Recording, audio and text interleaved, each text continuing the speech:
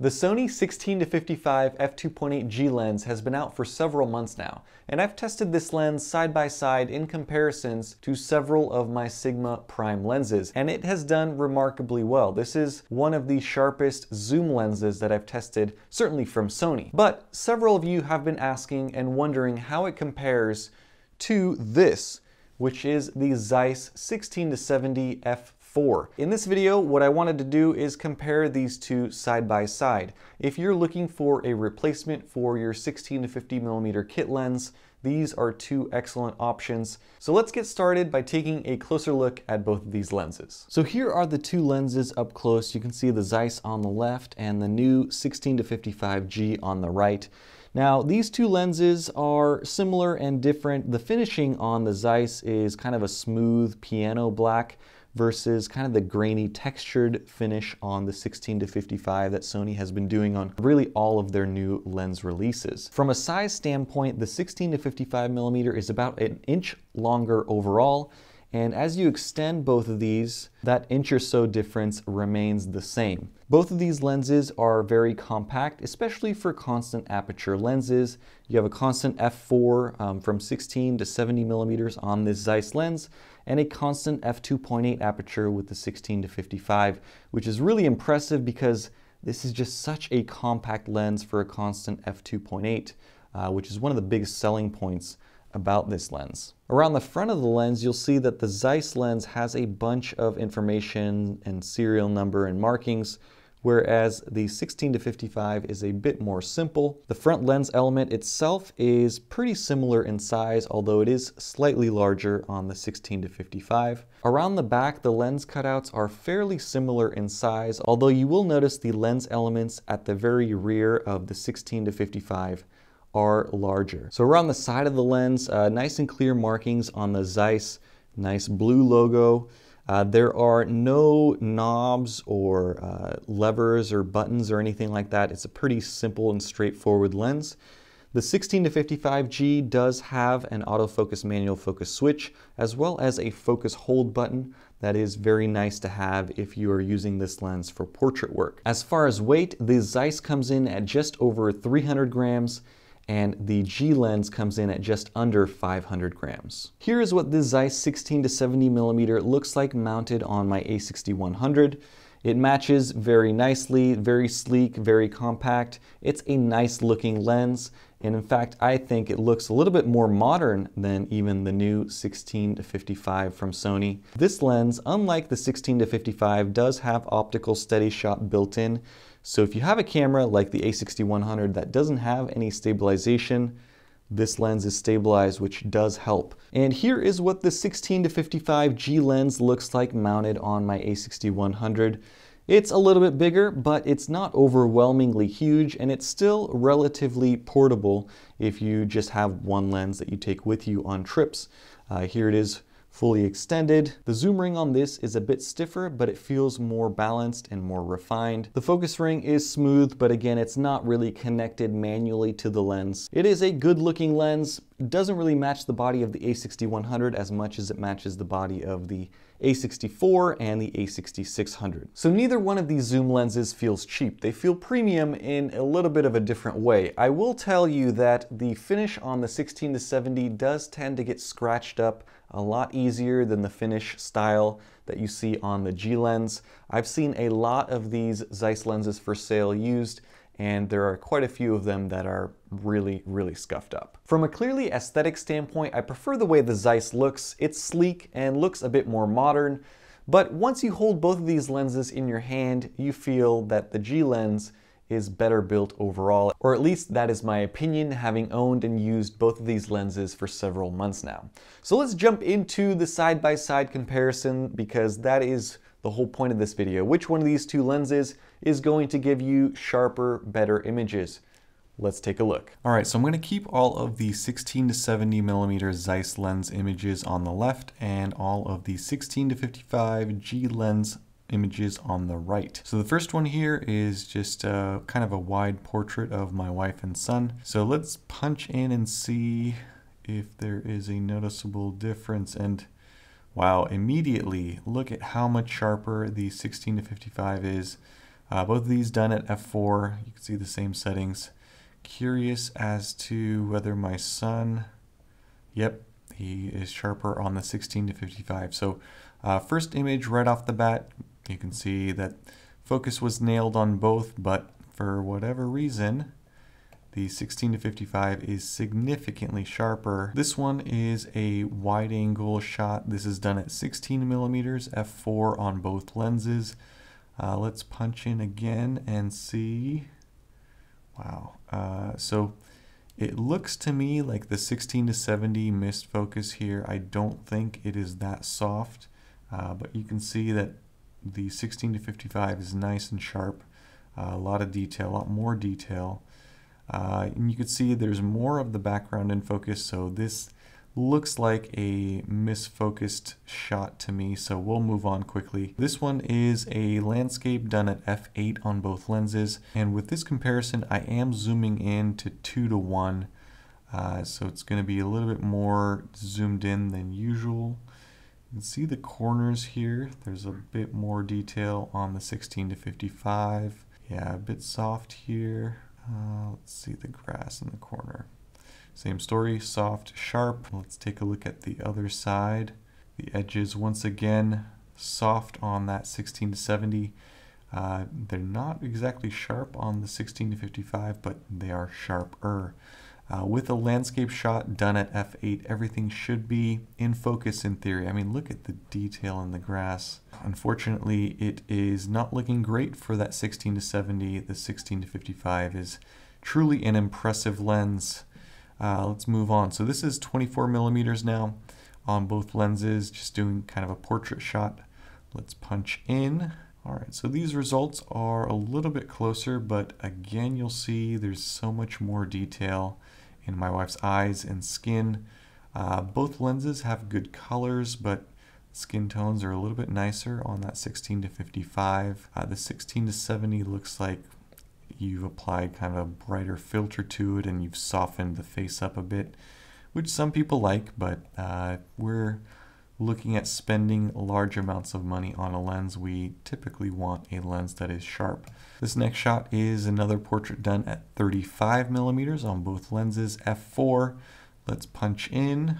This one was a little bit tough because we had some clouds and I was waiting for clouds, so the 16-55 image is a bit overexposed, but even considering that, you can see that the pupils, there's a bit more detail on that 16-55, more detail in the skin.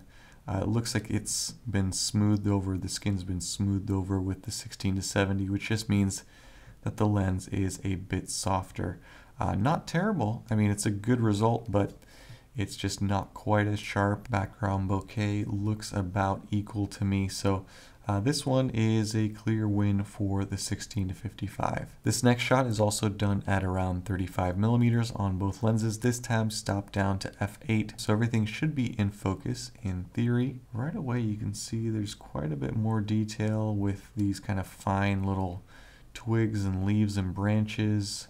Okay, I mean that's clear victory. I don't really have to explain. So this one is another portrait, this time done at around 45 millimeters on both lenses. So we'll punch in. The camera did lock onto the eyes in both of these, and you can see that both images are usable. I mean, one of them has slightly better skin tones and is slightly sharper overall.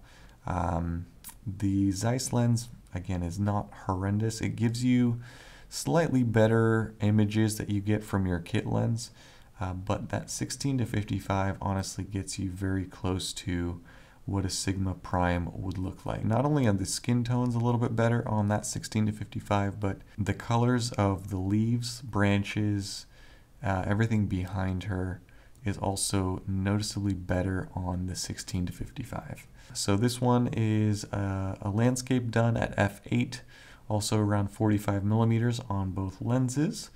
Let's punch in. So no real difference here in the center. Let's take a look at the corners. Okay, 16-70 looks like it's keeping up fairly well here. Yeah, I mean the 16-55 does have a little bit more detail, but it is noticeably closer when you stop that 16 to 70 lens down. This one is a portrait of my wife done at the extreme end on the 16 to 55, so 55 millimeters on both, and f4. So this one, we should be able to compare Bouquet here in a moment, but let's take a look at center sharpness. 16 to 55, just nailing everything. Not that the 16 to 70 was misfocused, but it is noticeably softer when you look at my wife's eyes and the details in the skin, moving out to the hair, even details in the ring here. With the 16 to 70, you get more of that onion ring bouquet. It's kind of a busier bouquet. It looks a bit creamier on the 16 to 55. This looks a lot smoother down here than the 16 to 70 millimeter. I threw in a couple of extra shots. This one done at 24 millimeters.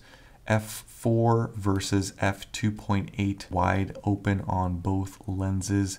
You'll see that the ISO is slightly different, but this is, if you were shooting an aperture priority, the result that you would get from both lenses. So a bit of chromatic aberration you'll see on that 16 to 55. 16 to 70 also has chromatic aberration, but it's just not as noticeable here. But if you look at sharpness, the 16 to 55 is sharper than the 16 to 70 in this side by side, and you're looking at an f4 versus an f2.8, so wide open. That 16 to 55 is sharper than the Zeiss. Let's move on and take a look at this portrait here. Both of these done at 55 millimeters on both lenses. The aperture values are also different, so we're looking at f4 versus f2.8. So we'll punch in. Wow. Again, the 16 to 55 is sharper, wide open than the Zeiss is at f4. Take a look at Bouquet. Again, we'll notice the same theme, a little bit creamier, a little bit smoother with that 16 to 55.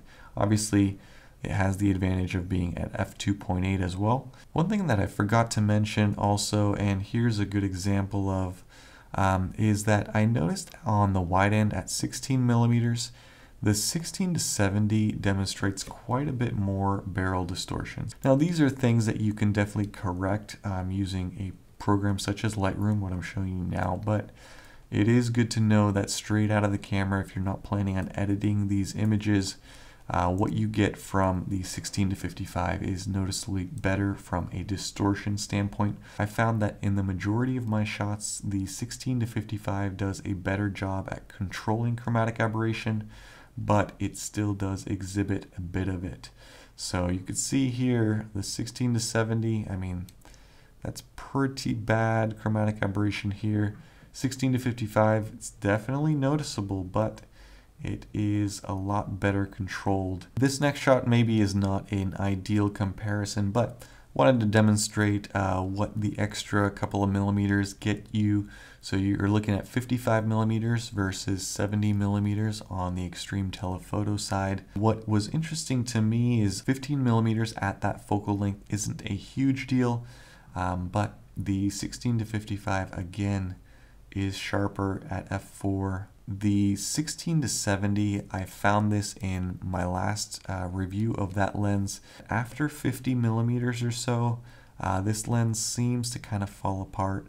So at 70 millimeters, I think that is its weakest focal length. So if you're planning on buying the 16 to 70 and using it a lot as a telephoto portrait lens, I probably advise you to take a look at some other options, because that is definitely not that lens's strong suit.